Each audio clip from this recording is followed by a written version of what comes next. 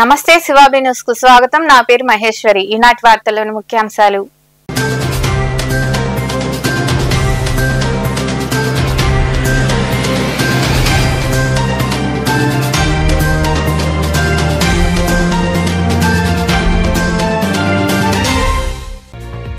తిరుపతికి చేరిన గూడూరు జిల్లా ఉద్యమం. తిరుపతిలోని కలెక్టరేట్ వద్ద గూడూరును జిల్లా కేంద్రం చేయాలని, లేనిచో నెల్లూరు జిల్లాలో కలపాలని నినదించిన జేఏసీ నాయకులు. కలెక్టరేట్ లో సమావేశానికి హాజరైన ఎమ్మెల్యే పాసం సునీల్ కుమార్ తో మాట్లాడిన ప్రతినిధులు.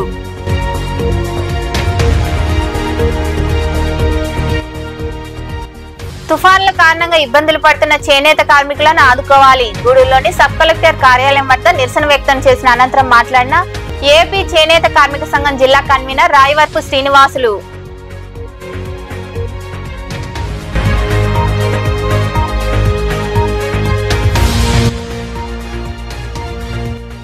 కామ్రేడ్ పెంచిలేను హత్య చేసిన నిందితులను కఠినంగా శిక్షించాలి.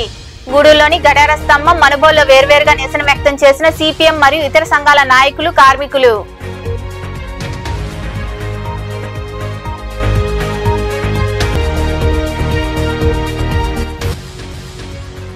మరో బస్సు ప్రమాదం. కడప జిల్లా నుండి బెంగళూరు వెళ్తుండగా కర్ణాటక బార్డర్లో ఉన్న మంచినీళ్ల కోట వద్ద డివైడర్ ను ఢీకొట్టి లోయలో పడ్డ బస్సు ప్రమాదంలో మహిళ మృతి చెందగా మరికొందరికి తీవ్ర రక్తగాయాలు.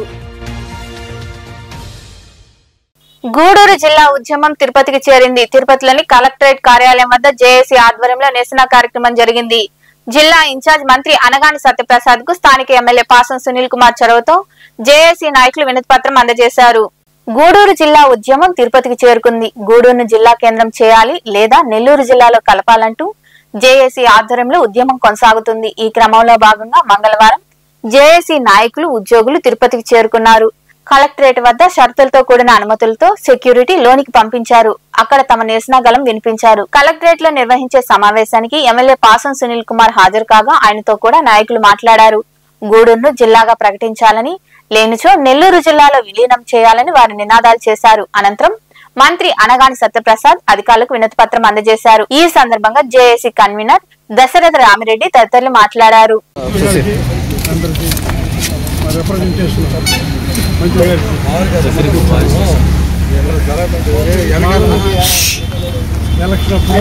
హామీ ఇచ్చారు చంద్రబాబు నాయుడు గారు. వర్షంలో కూడా హామీ ఇచ్చి వర్షంలో కూడా ఇస్తామని చెప్పి మా దగ్గర ఓట్లు వేయించుకున్నారు. అది ఖచ్చితంగా చెప్పాము మంత్రి గారికి. మంత్రి గారు దాటివేశారు. మీకు డెవలప్మెంట్ జరుగుతుంది, ఈ ప్రాంతం తిరుపతిలో కలుపుతానని చెప్పుకొచ్చారు. మాకు డెవలప్మెంట్ కావాల్సింది అనుకూలంగా ఉంటే మాకు నెల్లూరులో కలిపితేనే మాకు అనుకూలంగా ఉంటుంది. కాబట్టి మమ్మల్ని నెల్లూరులో కలపాలి అని చెప్పి మేము ఓటేసింది కూడా గూడూరుని నెల్లూరులో కలపామని హామీ ఇచ్చారు కాబట్టి ఓటేసి గెలిపించాము అని ఖచ్చితంగా చెప్పడం జరిగింది. చూస్తామని చెప్పారు. ముఖ్యమంత్రి గారితో మాట్లాడతామని అన్నారు. ఆయన మధ్యలో చెప్పారు ముఖ్యమంత్రి గారితో మాట్లాడతామని.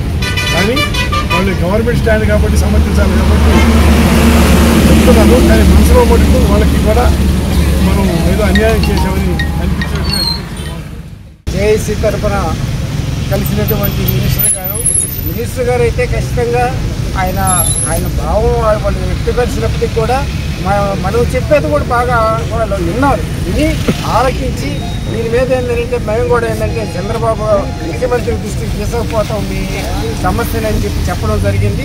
దాంతో మనందరం కూడా ఏంటంటే దీని మీద ఏంటంటే ఇంకా మనం గతంలో చేసినటువంటి కార్యక్రమాలు కాకుండా కొత్త కార్యక్రమాలుగా మనం శాంతియుతంగానే మన గూడూరుని నెల్లూరులో కలిపేంత వరకు కూడా మనం ఏంటంటే ఆ ఆలోచన ఈ గవర్నమెంట్కి వచ్చేదాకా మనం ఏంటంటే అటువంటి కార్యక్రమాల్లో శాంతియుతంగా పోరాటం చేద్దాం. జేఏసీ తరఫున అంతా కూడా ముందుకు పోవాలని చెప్పి అందరూ కూడా దీని మీద ఈ గూడూరుని నెల్లూరులో కలిపేంత వరకు అందరూ ఐకమత్యంగా ఉండి దీన్ని ముందుకు తీసుకుపోవాలని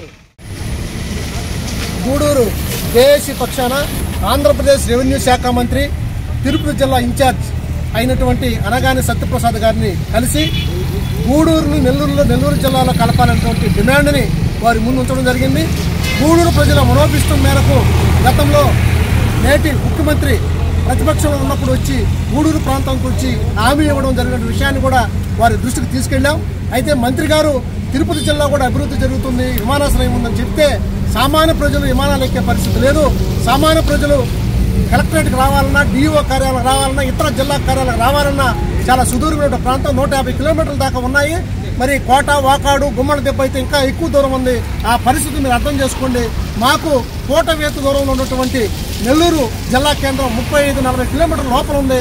ఏ ప్రాంతాన్ని తీసుకున్నా మేము వెళ్ళి మా కార్యక్రమాలని మరి కలెక్టర్ గారి దగ్గర కానీ ఇతర కార్యక్రమాలు చేసుకోవడానికి వీలుగా ఉంటుంది. మీరు దాన్ని గమనించడం మేము మంత్రి గారి దృష్టికి తీసుకెళ్ళాం. మరి జేఏసీ పెద్దలందరం కలిసి అన్ని విషయాలను కూలంకషంగా వివరించడం జరిగింది.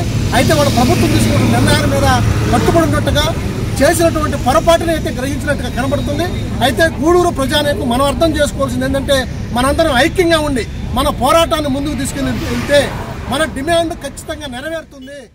మినిస్టర్ గారిని కలవడం కోసం జేఏసీ కమిటీ తరఫున మన తిరుపతి రావడం జరిగింది.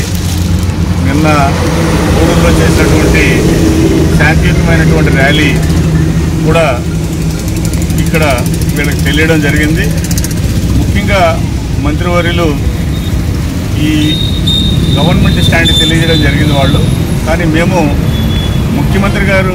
ప్రజెంట్ ముఖ్యమంత్రి గారు ఆ రోజు ఎలక్షన్ టైంలో చెప్పినటువంటి మాటని నిలబెట్టుకోమని, లోకేష్ బాబు గారు చెప్పినటువంటి మాటను నిలబెట్టుకోమని మనం చెప్పడం జరిగింది. మినిస్టర్ గారు కూడా దానికి సానుకూలంగా విన్నారు. కాబట్టి ఇక మీదటి నుంచి మనం కూడా చేయాల్సినటువంటి బాధ్యత ఇంకా పెరిగింది మనకు. కాబట్టి మన యొక్క శాంతియుతమైనటువంటి విధానాన్ని ఇంకా మనం బాగా పబ్లిక్లో బాగా ప్రొజెక్ట్ చేసి విలేజ్లో ప్రతి ఓటర్కి ఈ విషయం తెలియజేసి దీని యొక్క భావన బాగా తెలియజేస్తే తప్పకుండా గవర్నమెంట్ మనకు ఫేవరబుల్గా చేస్తుందని భావిస్తున్నాము. కాబట్టి మనలో పట్టుసడలకుండా ఇక మీదటి నుంచి ప్రతిరోజు ఈ కార్యక్రమాన్ని మనకు గవర్నమెంట్ మన గూడూరుని నెల్లూరు జిల్లాలో కలిపేంత వరకు ఖచ్చితంగా మన యొక్క పట్టుదలని మనం తెలియజేస్తే. తుఫానుల కారణంగా తీవ్ర ఇబ్బందులు ఎదుర్కొంటున్న చేనేత కార్మికులను ప్రభుత్వం వెంటనే ఆదుకోవాలని ఆంధ్రప్రదేశ్ చేనేత కార్మిక సంఘం జిల్లా కన్వీనర్ రాయవరపు శ్రీనివాసులు తెలిపారు. గూడూరు సబ్ కలెక్టర్ కార్యాలయం ఎదుట నియోజకవర్గ చేనేత కార్మిక సంఘం ఆధ్వర్యంలో నిరసన జరిగింది. పట్టణంలోని సబ్ కలెక్టర్ కార్యాలయం ఎదుట మంగళవారం నియోజకవర్గ చేనేత కార్మిక సంఘం నాయకులు నిరసన కార్యక్రమం చేపట్టారు. తుఫానుల కారణంగా వారు ఎదుర్కొంటున్న సమస్యలపై ప్రభుత్వం స్పందించి న్యాయం చేయాలని నిర్ణయించారు. అనంతరం ఏవోకు నాయకులు వినతిపత్రం అందజేశారు. ఈ సందర్భంగా చేనేత కార్మిక సంఘం జిల్లా కన్వీనర్ రాయవరపు శ్రీనివాసులు తదితరులు మాట్లాడుతూ గత అక్టోబర్ నెల నుండి తుఫానుల కారణంగా కురిసిన భారీ వర్షాలకు చేనేత మగ్గం గుంటల్లో నీరు చేరడంతో నియోజకవర్గంలోని గూడూరు, చెలకూరు, కోట, వాకాడు, చిట్టుమూరు మండలాల్లోని గ్రామాల్లో ఉన్న చేనేత కార్మికులకు పనులు లేక తీవ్ర ఇబ్బందులు పడుతున్నారన్నారు. కూటమి ప్రభుత్వం ఎన్నికలకు ముందు చేనేత కుటుంబాలకు సంవత్సరానికి 25,000 రూపాయల నగదు, 200 యూనిట్ల విద్యుత్ ఇస్తామని హామీ ఇచ్చారని గుర్తు చేశారు. ప్రభుత్వం వెంటనే స్పందించి తమకు న్యాయం చేయాలని డిమాండ్ చేశారు. నా పేరు రాయవరపు శ్రీనివాసులు, ఆంధ్రప్రదేశ్ చేనేత కార్మిక సంఘం తిరుపతి జిల్లా కన్వీనర్ ని. గత 2 నెలలుగా అక్టోబర్ లో వచ్చినటువంటి ఆంధ్ర తుఫాన్ అయితేనేమి, ఇప్పుడు ఇచ్చినటువంటి దిత్వా తుఫాను కారణంగా గత 2 నెలల నుండి కూడా చేనేత కార్మికులు భారీ వర్షాలతో మగ్గం గుంటలు నీళ్లు వచ్చి గత 2 నెలల నుంచి కూడా పని లేక ఆకలితో అలమటిస్తా ఉన్నారు. కానీ ప్రభుత్వం వైపు నుంచి కూడా ఎలాంటి సహాయం ఇప్పటి వరకు అందలేదు. కానీ రాష్ట్ర వ్యాప్తంగా కూడా అన్ని జిల్లాల్లో కూడా ఈ యొక్క తుఫాను నష్టపోయినటువంటి చేనేత కార్మికులకి బియ్యం అయితేనేమి, నిత్యావసర వస్తువులు పంపిణీ చేయడం జరిగింది. కానీ గూడూరు నియోజకవర్గానికి వచ్చేతలకి ఏ గ్రామంలో కూడా ఇక్కడ చేనేత కార్మికులను ఆదుకున్న పరిస్థితి ఎక్కడ ఏ గ్రామంలో కూడా లేదు. ఇప్పటికైనా ప్రభుత్వం స్పందించి భారీగా నష్టపోయినటువంటి చేనేత కార్మికులకి నష్టపరిహారం ఇవ్వాలని చెప్పి, అదే విధంగా పట్టు, పడుగు, అచ్చు, జరి మొత్తం కూడా నష్టం జరిగి కనీసం ఒక 20,000 రూపాయల నష్టపరిహారం జరిగింది.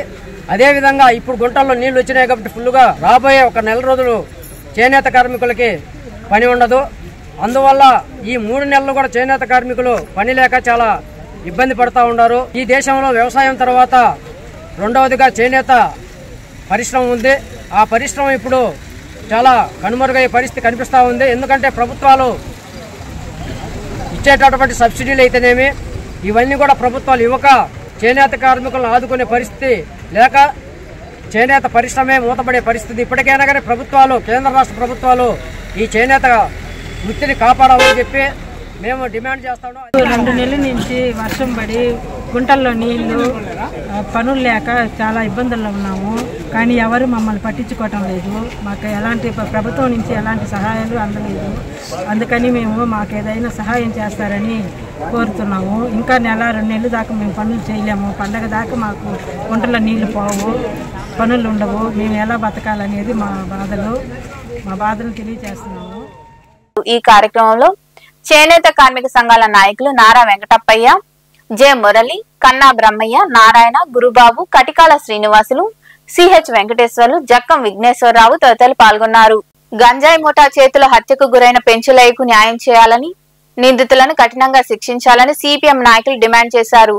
గూడూరు పట్టణంలోని గడియార స్తంభం వద్ద సిపిఎం, సిఐటియు మరియు కేవీపీఎస్ ఆధ్వర్యంలో నిరసన కార్యక్రమం జరిగింది. పట్టణంలోని గడియార స్తంభం వద్ద ఉన్న డాక్టర్ బిఆర్ అంబేద్కర్ విగ్రహం ప్రాంతంలో సిపిఎం, కేవీపీఎస్, సిఐటియు మరియు ప్రజా సంఘాల ఆధ్వర్యంలో నిరసన కార్యక్రమం జరిగింది. నిందితులను కఠినంగా శిక్షించాలంటూ నాయకులు నినాదాలు చేశారు. ఈ సందర్భంగా నాయకులు మాట్లాడుతూ గంజాయి వ్యాపారానికి వ్యతిరేకంగా యువత బానిసలు కావద్దంటూ అవగాహన కల్పిస్తున్న పెంచులయ్యను గంజాయి ముఠా సభ్యులు అతి కిరాతకంగా హత్య చేశారన్నారు. పిల్లలను స్కూటీలో ఇంటికి తీసుకెళ్తున్న సమయంలో నెల్లూరు రూరల్ కమిటీ కార్యదర్శి పెంచులయ్యను అడ్డుకుని దాడికి పాల్పడ్డారని తెలిపారు. ప్రభుత్వం స్పందించి పెంచులయ్య కుటుంబానికి పరిహారం అందించాలని, నిందితులను కఠినంగా శిక్షించాలని వారు డిమాండ్ చేశారు.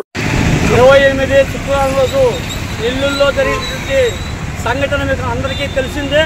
కానీ ఈ యొక్క పెంచులైన వాడు సిపిఎం పార్టీలో కొనసాగేవాడు.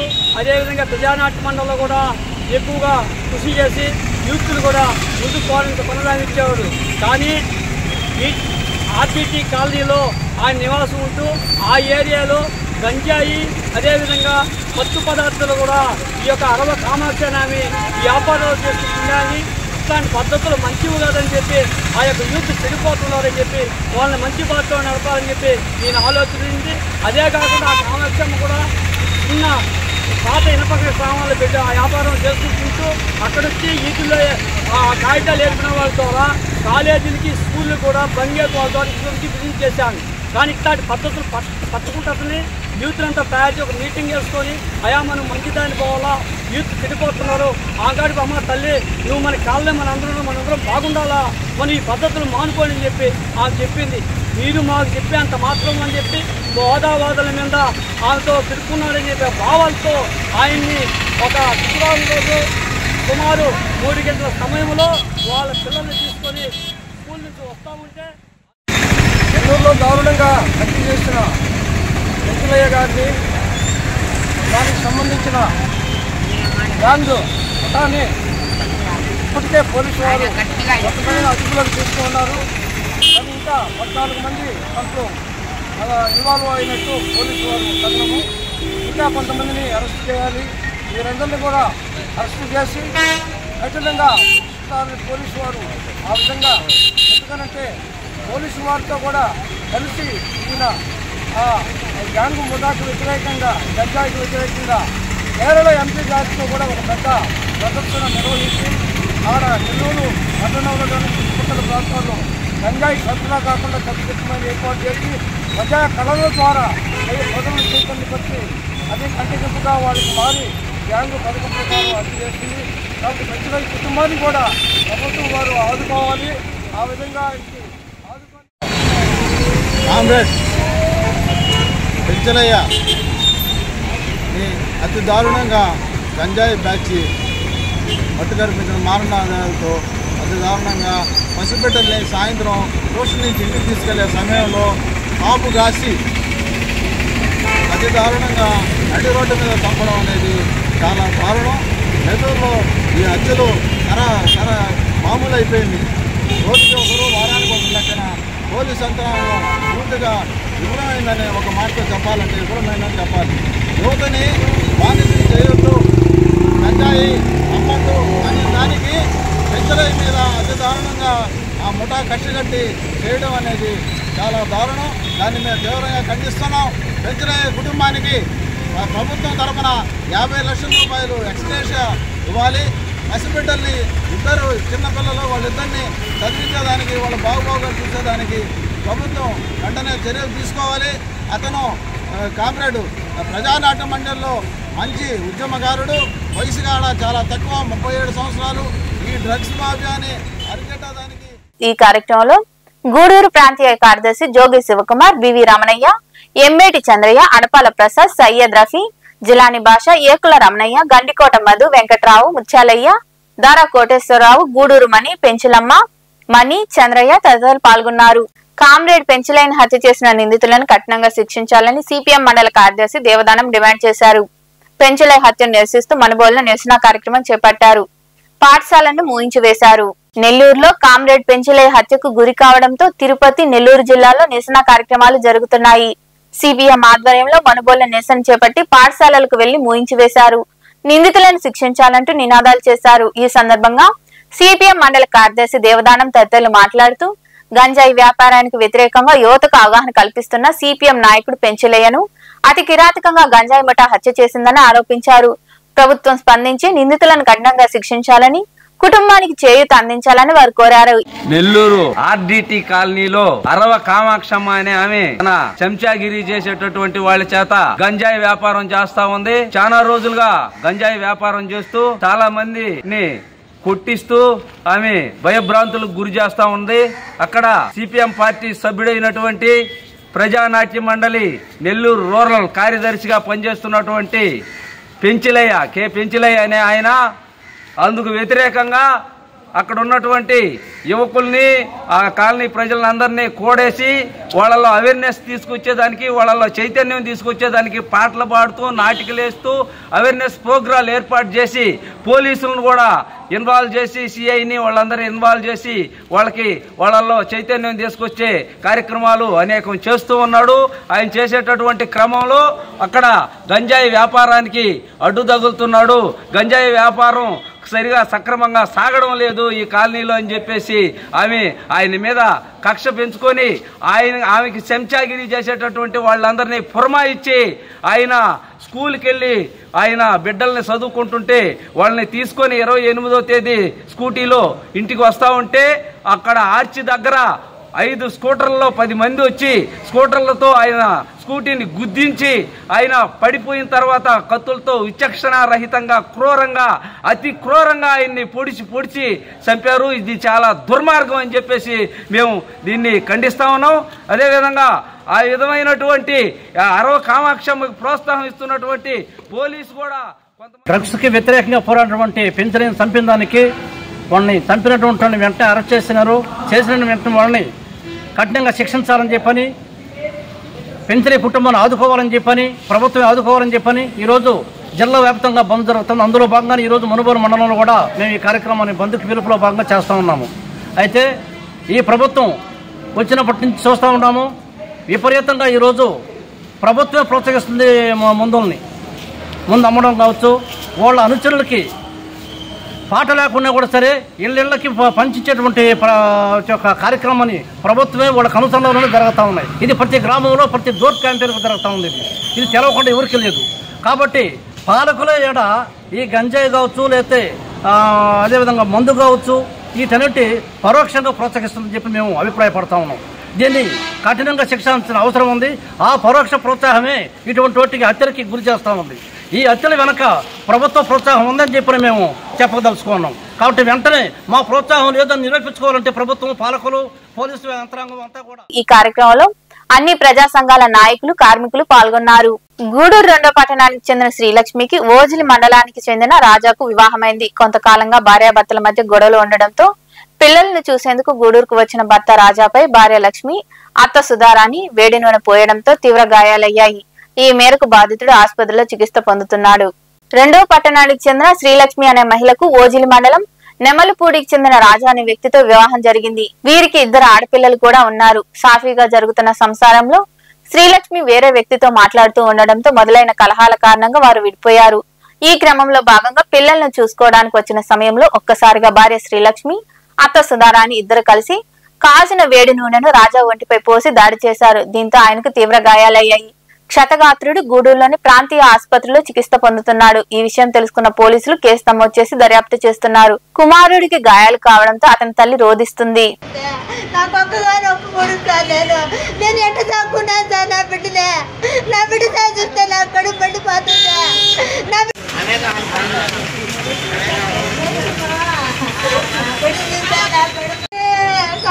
లేకుండా నాకు ఒక్కగానే ఒక్క కొడుకు నేను ఎట్ట చాక్కున్నాను సార్. నా బిడ్డ చూస్తే నా కడుపు పడిపోతుందా. మరో బస్సు ప్రమాదం చోటు చేసుకుంది. కడప హరిత ట్రావెల్స్ బస్ కర్ణాటకలో బోల్తా పడింది. ఈ ప్రమాదంలో ఓ మహిళ మృతి చెందగా 10 మందికి గాయాలయ్యాయి. బెంగళూరుకు వెళ్తుండగా ఆంధ్ర కర్ణాటక బార్డర్లోని మంచినీళ్ల కోట వద్ద డివైడర్ ను ఢీకొట్టి బస్సు లోయలో పడింది. ఈ ప్రమాదంలో ప్రొద్దుటూరుకు చెందిన అనిత అనే మహిళ మృతి చెందింది. కడప, రాయచోటి, బెంగళూరుకు చెందిన పలువురు గాయపడడంతో వారిని చికిత్స నిమిత్తం వివిధ ఆసుపత్రులకు తరలించారు.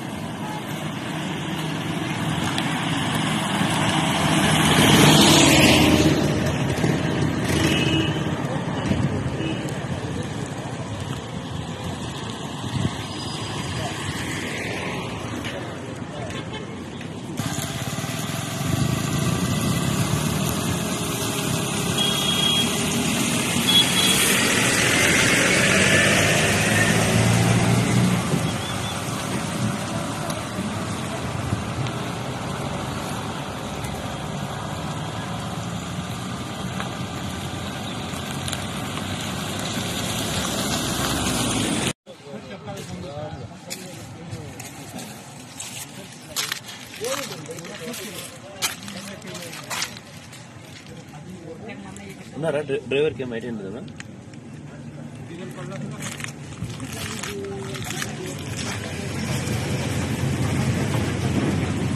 మనుబోలు మండలంలోని అన్ని సచివాలయాల్లో కౌశలం పరీక్షలు మొదలయ్యాయి. ఈ కేంద్రాలను ఎంపీడీఓ జలజాక్షి తనిఖీ చేశారు. ఈ సందర్భంగా ఆమె మాట్లాడుతూ మండలంలోని 14 సచివాలయ పరిధిలో 140 మందిని ఎంపిక చేసి వారికి ఆన్లైన్ లో పరీక్షలు నిర్వహిస్తున్నామన్నారు. ఆన్లైన్ లో ఉత్తీర్ణత సాధించిన వారికి వర్క్ ఫ్రం హోం కింద ఉద్యోగాలు కల్పిస్తామని పేర్కొన్నారు. అలాగే ఆధార్ సేవలను ఎంపీడీఓ పరిశీలించారు. ఈ కార్యక్రమంలో వీఆర్ఓ నాగార్జునారెడ్డి, పంచాయతీ కార్యదర్శి గద్దయ్య, శ్రావణి, వెల్ఫేర్ అసిస్టెంట్ సుబ్బలక్ష్మి, మహిళా పోలీస్ రోహిణి, వీఆర్ఏ శంకర్ తదితరులు పాల్గొన్నారు.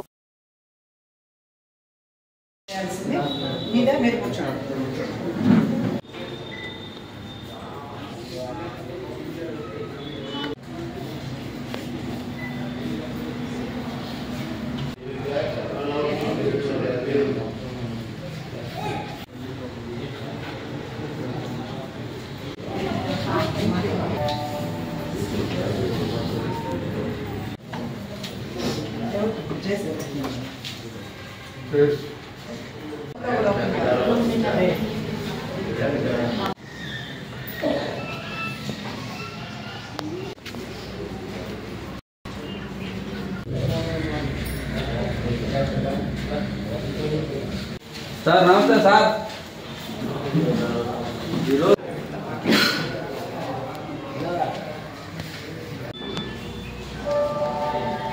గ్రూప్ లో పెట్టేసేయండి.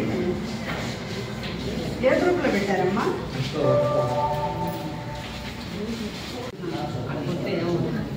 ఇప్పుడు 1 లో అవుతుంది కదా, 1 లో కూడా రావట్లేదా?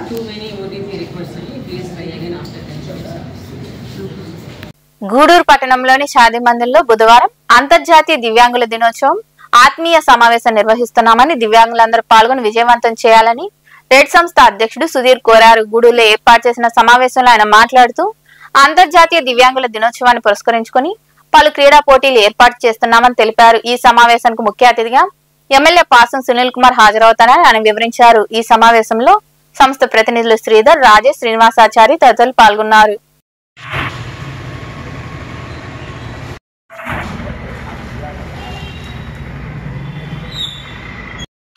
Rehabilitation and education for disable red సంస్థ ఆధ్వర్యంలో గూడూరు పట్టణంలో దివ్యాంగుల ఆత్మీయ సమ్మేళనం డిసెంబర్ 3వ తేదీ ఉదయం 9 గంటలకి స్థానిక షాదీ మందిర్ ఏదైతే ఉందో మున్సిపల్ ఆఫీసు పక్క సందులో గల షాదీ మందిర్ నందు జరుగుతుంది.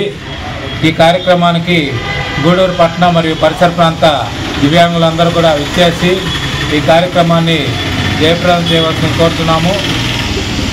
ప్రతి ఒక్కరు కూడా ఈ కార్యక్రమంలో జరిగే ఈ దివ్యాంగుల సమ్మేళనంలో జరిగే కార్యక్రమాలని వినియోగించుకొని దాంట్లో ఉన్నటువంటి అవకాశాలని సద్వినియోగపరచుకోవాల్సిందిగా కోరుచున్నాము. కాబట్టి అందరూ కూడా ప్రతి ఒక్కరు కూడా ప్రస్తుతం ఇప్పుడు మేము చెప్పినట్టుగానే ఈ బస్ పాస్ అనేటువంటిది మేము ఇవ్వడం జరుగుతుంది. ఈ కార్యక్రమంలో వచ్చే వాళ్ళందరూ కూడా ఈ ఆధార్ కార్డు, వారి యొక్క సదరన్ సర్టిఫికేటు మరియు జెరాక్స్లు మరియు పాస్పోర్ట్ తీసుకురావాలి.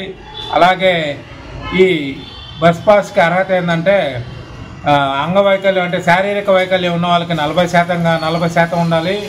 అలాగే వినికిడి లోపం మరియు దృష్టి లోపం ఉన్న వాళ్ళకి 100% ఉండాలి, 100% వికలత్వం ఉండాలి.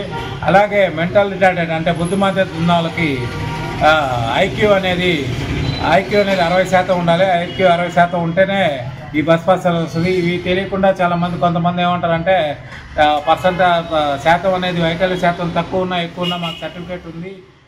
డిసెంబర్ 3వ తేదీ ప్రపంచ వికలాంగుల దినోత్సవం సందర్భంగా మేము రెడ్ సమ్స్ ఆధ్వర్యంలో నిర్వహిస్తాం. ప్రతి సంవత్సరం ఈ సంవత్సరం కూడా అలాగే నిర్వహిస్తున్నాము. కాకపోతే మేము వాళ్ళకి ఆటల పోటీలు, డ్యాన్సులు మీద కార్యక్రమాలు జరుపుతాము. మన నియోజకవర్గంలో ఉండే దివ్యాంగులందరూ ఈ సందర్భంగా రేపు వచ్చి సాధ్యం మంజుల్లో దివ్యాంగుల ఆత్మ సమ్మేళనం రెడ్ సంస్థ ఆధ్వర్యంలో కార్యక్రమం నిర్వహిస్తున్నాం. ఆ కార్యక్రమానికి మన గౌరవ శాసనసభ్యులు డాక్టర్ పాసం సునీల్ కుమార్ గారు ముఖ్య అతిథిగా ఇచ్చేస్తున్నారు.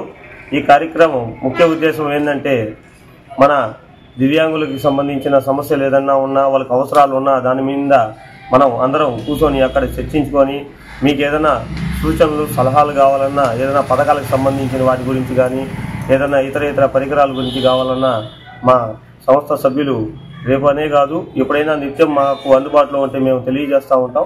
ఇట్లాంటి సమ్మేళన కార్యక్రమం పాల్గొన్నప్పుడు మీకు మాకు మధ్య సత్సంబంధాలు పెరుగుతాయి. అట్లాంటప్పుడు మీకు కూడా మేము కొన్ని పథకాల గురించి కానీ కొన్ని ఉపకరణాలు, పరికరాలు పంపిణీ కార్యక్రమాలు ఉన్నప్పుడు మీకు చెప్పేదానికి కానీ మనకి రిలేషన్షిప్ అనేది ఏర్పడుతుంది. ఇట్లాంటి కార్యక్రమంలో చుట్టుపక్కల పరిసర ప్రాంతాల్లో ఉన్న, పట్టణంలో ఉన్న దివ్యాంగ సోదరులు అందరూ పాల్గొనండి.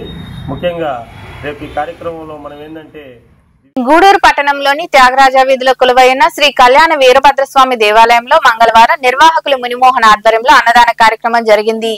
దాతల సహకారంతో జరిగిన అన్నదాన కార్యక్రమంలో భక్తులు విరివిగా పాల్గొని జయప్రదం చేశారు. ఉభయదాతలుగా ఎల్ రమణబాబు, డాక్టర్ మైథిలి వ్యవహరించారు.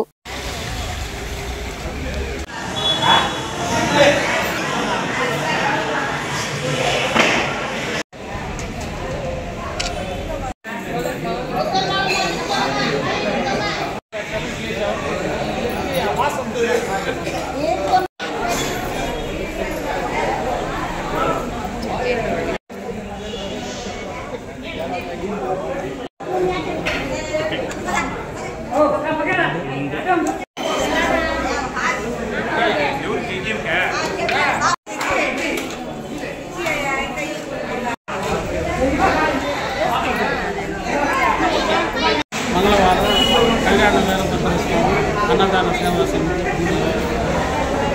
ఇది స్టార్ట్ చేసి 20 సంవత్సరాలు మొదటి నుంచి కూడా మైత్రి హాస్పిటల్ ఉంది. వాళ్ళు మనకు డిసెంబర్ 1 వీక్లో మనకు వాళ్ళ హాస్పిటల్ వార్షికోత్సవం సందర్భంగా మనకు ఉపయోగిస్తారు. ఈ సంవత్సరం కూడా అదే మాదిరి మనకు ఇచ్చారు. మైథిలి హాస్పిటల్స్ వాళ్ళ వార్షికోత్సవం సందర్భంగా ఎండి ఎల్ రమణబాబు, నాగపమ్మ, మైథిలి గారిని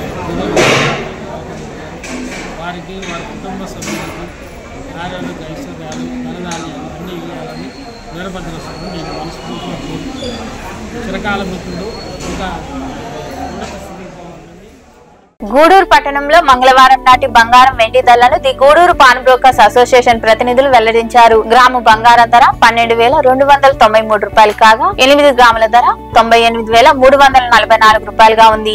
అలాగే 10 గ్రాముల మూస బంగారం ధర 1,26,900 రూపాయలుగా పలికింది. ఇక గ్రాము వెండి ధర రూపాయల ఉందని అసోసియేషన్ ప్రతినిధులు తెలిపారు. వార్తలు ముగించే ముందు ముఖ్యాంశాలు మరోసారి.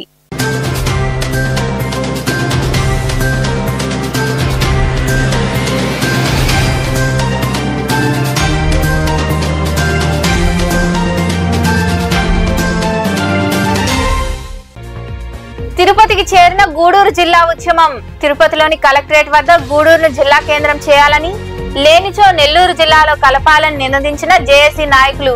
కలెక్టరేట్ లో సమావేశానికి హాజరైన ఎమ్మెల్యే పాసం సునీల్ కుమార్ తో మాట్లాడిన ప్రతినిధులు.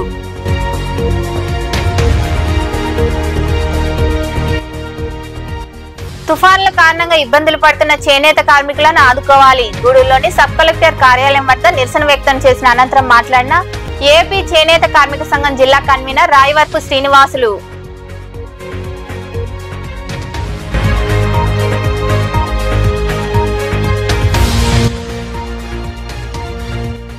కామ్రేడ్ పెంచిలేను హత్య చేసిన నిందితులను కఠినంగా శిక్షించాలి.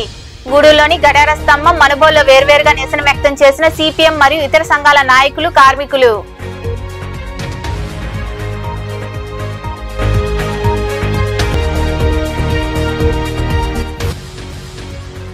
మరో బస్సు ప్రమాదం. కడప జిల్లా నుండి బెంగళూరు వెళ్తుండగా కర్ణాటక బార్డర్లో ఉన్న మంచినీళ్ల కోట వద్ద డివైడర్ను ఢీకొట్టి లోయలో పడ్డ బస్సు ప్రమాదంలో మహిళ మృతి చెందగా మరికొందరికి తీవ్ర రక్తగాయాలు.